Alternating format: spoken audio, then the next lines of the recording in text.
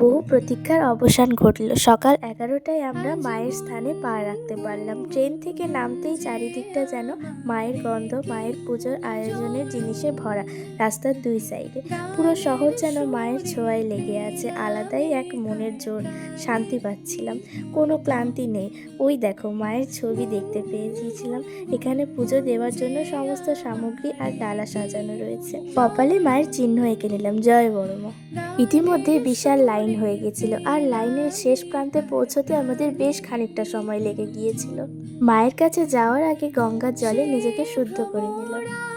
গঙ্গার পাড়ে এসে দাঁড়াতে মনে হলো এতক্ষণে সব ক্লান্তি বুঝি জলে মিশে গেল।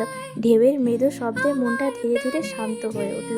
ভেতরে সব অস্থিরতা যেন আপন মনে হারিয়ে গেল গঙ্গার বুকে। মনটা একেবারে শান্ত আর হালকা হয়ে গেল।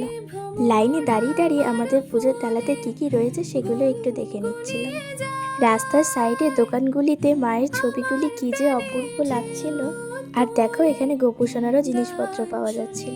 একটু একটু করে আমাদের লাইনও এগিয়ে যাচ্ছিল, আর আমিও একটু একটু করে এগিয়ে যাচ্ছিলাম মায়ের দিকে।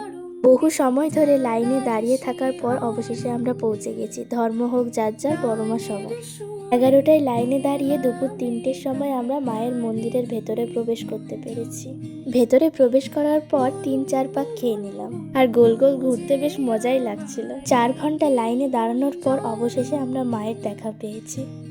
যতই মায়ের সামনের দিকে এগোচ্ছিলাম, একটা কথাই মনে হচ্ছিল, এই শহরের কোলাহল, মানুষের ভিড়, দীর্ঘ অপেক্ষা সবই তুচ্ছ হয়ে গেল এক মুহূর্তে মায়ের বাড়িতে পা রাখতে।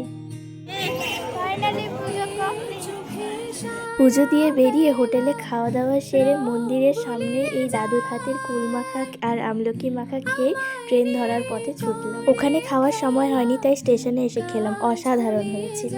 নৈহাটি থেকে শিয়ালদা এসে শিয়ালদা থেকে মেট্রো ধরে নিয়েছি আমরা। মেট্রোতে বসে বসে আমি আর ভাই একটু দুষ্টুমি করে নিলাম।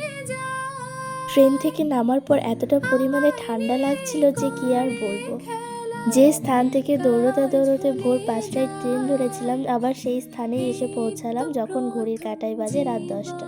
মায়ের আশীর্বাদে সবাই ভালো থেকো, টাটা।